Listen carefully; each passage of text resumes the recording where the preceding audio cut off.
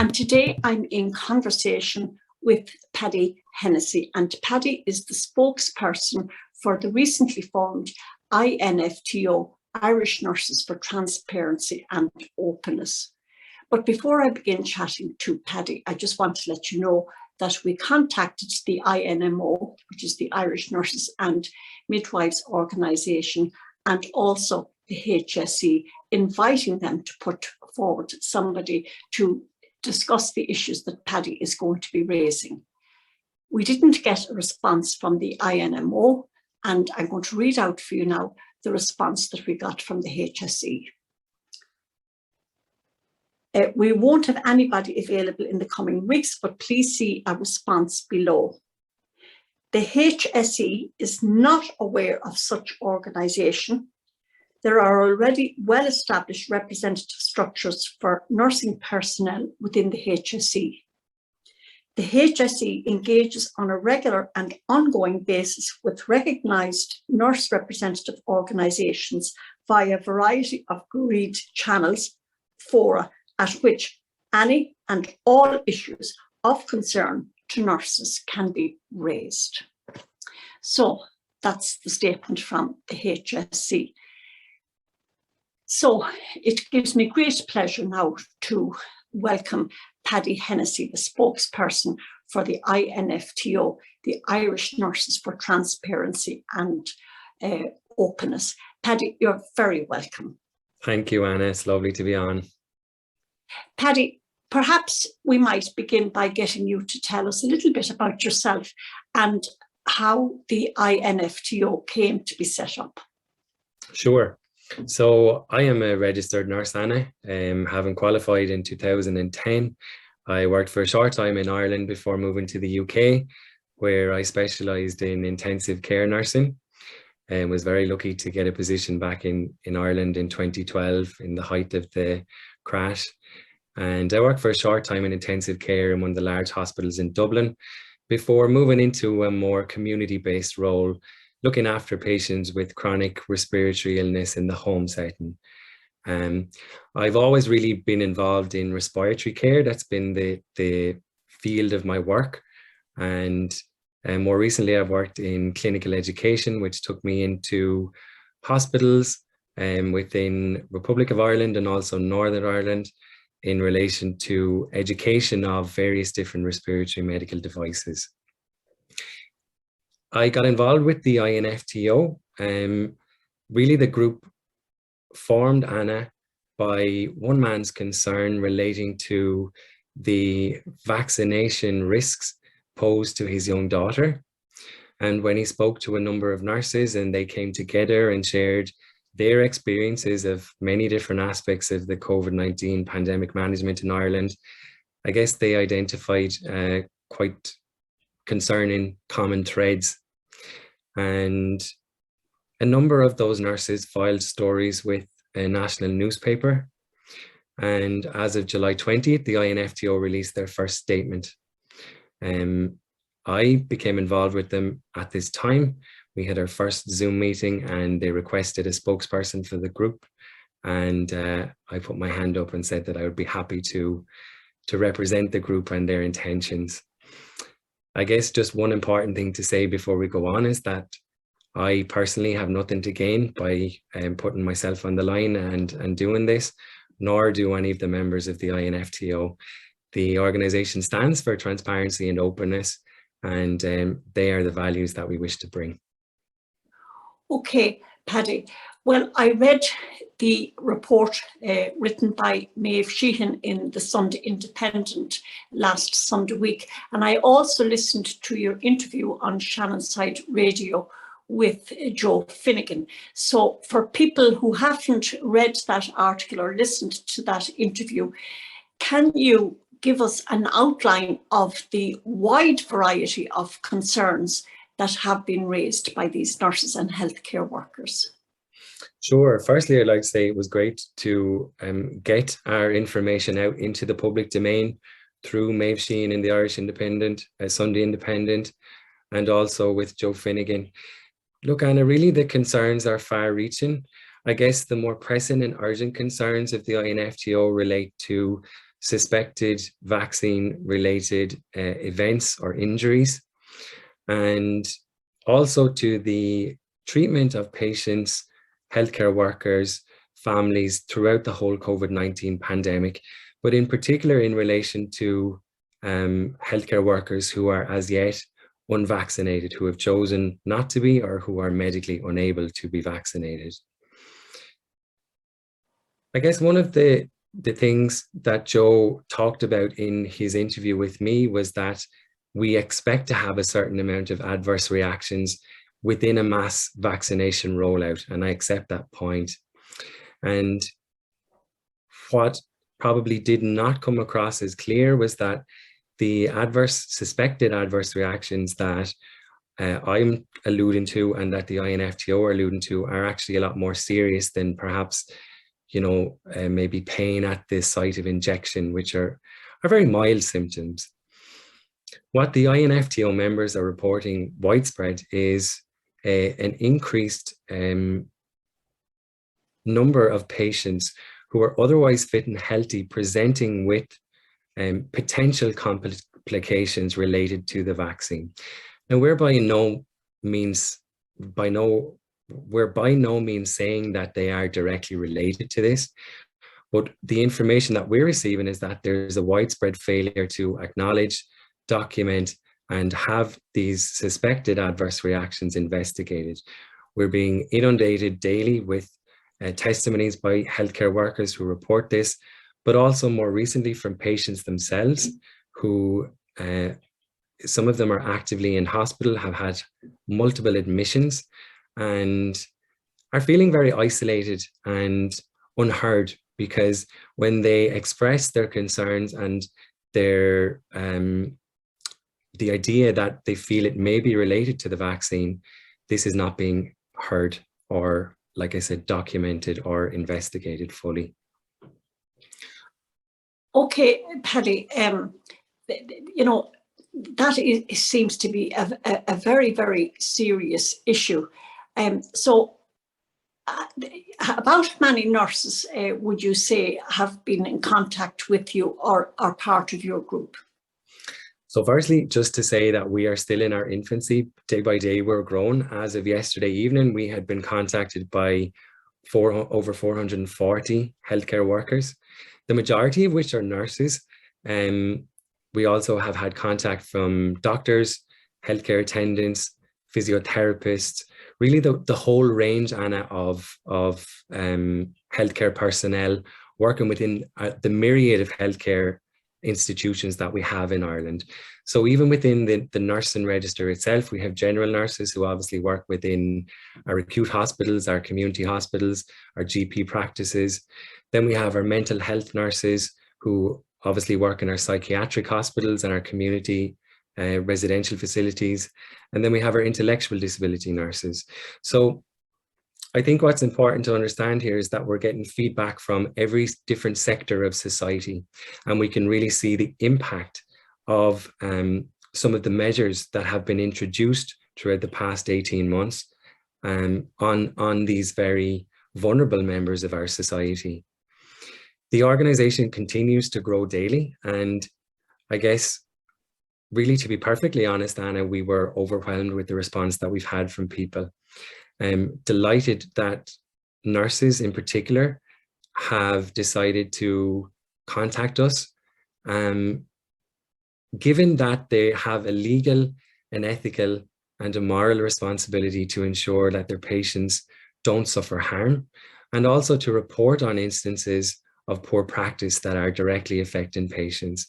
And certainly the reports that we are receiving confirm that patients' best practice patient care has fallen far below the standards required within our health services.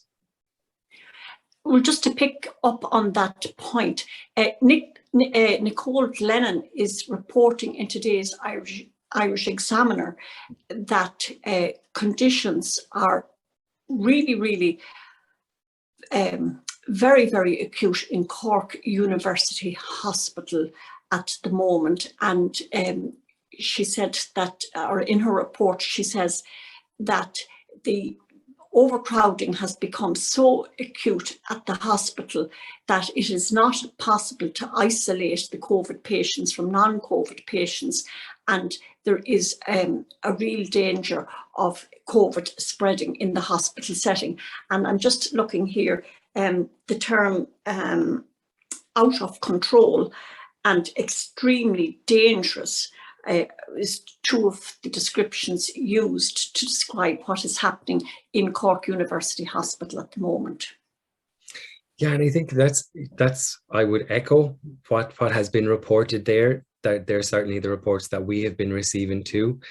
I think it's quite concerning that the government are talking about ending the remaining restrictions coming into the winter period, when our nurses have reported to us that hospitals have been exceptionally busy throughout the summer period, which would traditionally be a quieter phase of care within our hospitals.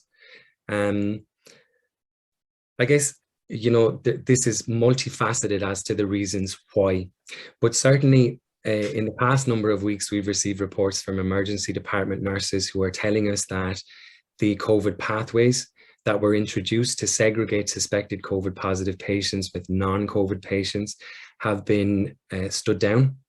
The reasons that we are getting is because they don't have the staff to work in them. But this creates huge risks for all patients really presenting to hospital, because it means that everyone has been treated in the same environment.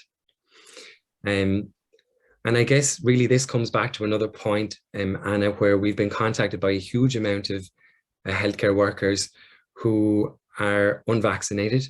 They have been redeployed from their senior specialist areas of expertise away from direct patient care. It seemed that they've been told that they pose a higher risk to patients and other staff members. Yet I have yet, and the INFTO have yet to see the science to back this up. And I note of particular interest a preprint from a Oxford researchers, which was released in the past couple of days, which showed that vaccinated healthcare workers actually carried upwards of 250 times the viral load within their nasal cavity as opposed to unvaccinated workers. So again, we're having very senior staff members being taken away from patient care duties, which is resulting in insufficient staff numbers to keep very critical services like the ED COVID pathways that are open, but also to deal with the, I would say, barrage of patients that are coming post the last 18 months of intermittent lockdowns and the health ramifications that we're seeing as a result of that.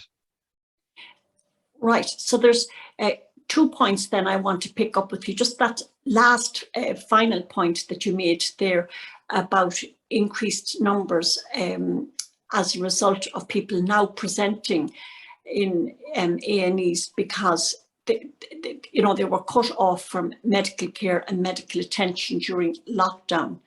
That's the first point. And the second point is that it was noted in the Sunday Independent report by Maeve Sheehan, and also it was a point that you picked up on in your interview with Joe Finnegan, the treatment of unvaccinated nurses in the hospital setting. So 2 points there. Yeah, to go to the first point, as the second point first, Anna, look, these healthcare workers are exhausted. They're emotionally, mentally, and physically drained. For the whole of 2020, they risked their lives to go into work, and when there was no vaccination rollout. They didn't protest. They just went in and got the job done. Now here we are almost 18 months later, and these people are being coerced on a daily basis. I would say many of them are being bullied, and they feel very stressed. They feel very let down by the service that they have helped underpin for the past 18 months of this pandemic.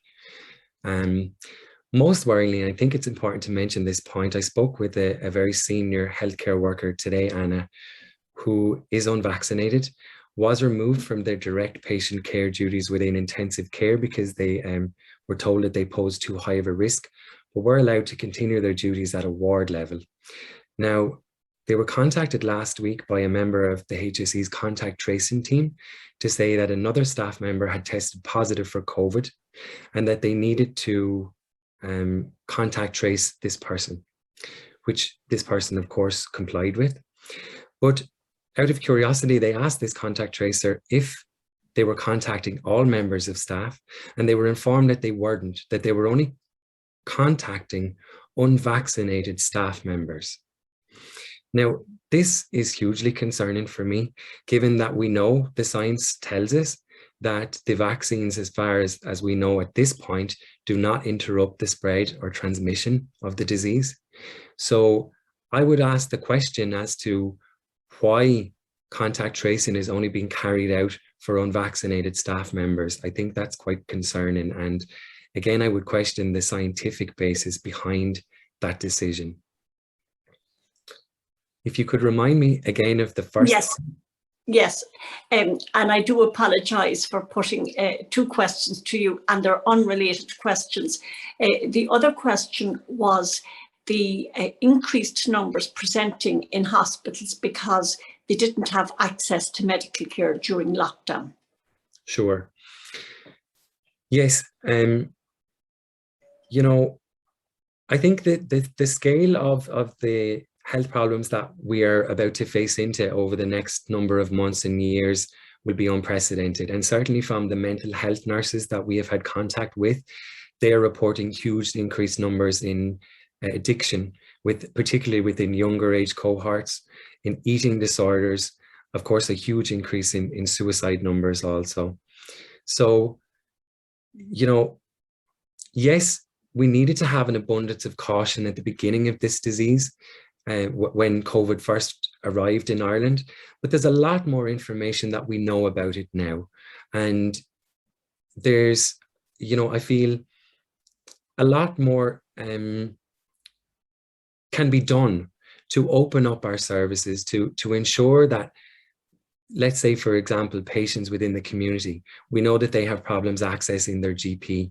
If the GP is the first port of call for these patients, then many perhaps significant or very serious health complications can be missed if they're not able to have a face-to-face consultation with their GP.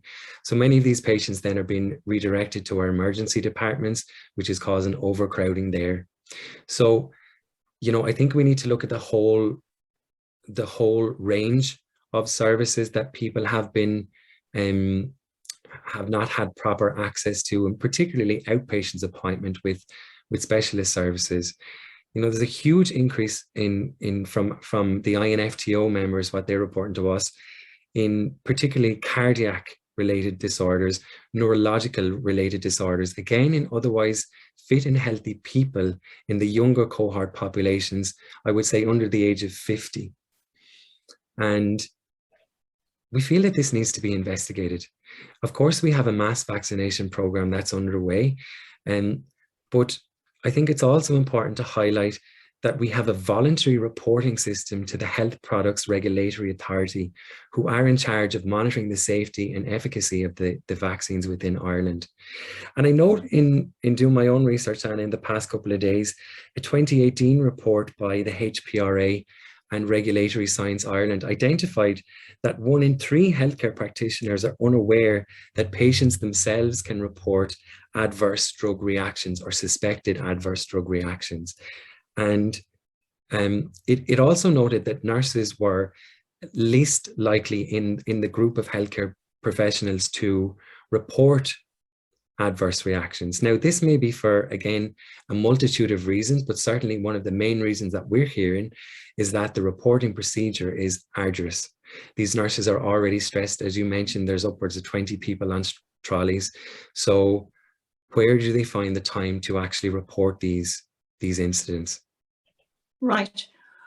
So, Paddy, you have raised several issues that the members of the INFTO have highlighted. So my next question to you is this: have you reported this, or have these nurses reported their concerns to the relevant channels within the HSE? And if so, what has been the response? Sure. Well, I think that's probably one of the main reasons why people are getting in contact with us, is because they have reported this, to their direct line managers, to senior management. Incident reports have been filed that we are told have been largely ignored. So there is a reporting, people are reporting these incidents as they come to them, but many of them are being silenced. In fact, directly told to not share this information publicly or outside the realms of the environment that they're working in. So we are working with a range of experts, including legal experts, to advise people that contact us on the best way that they can handle these concerns.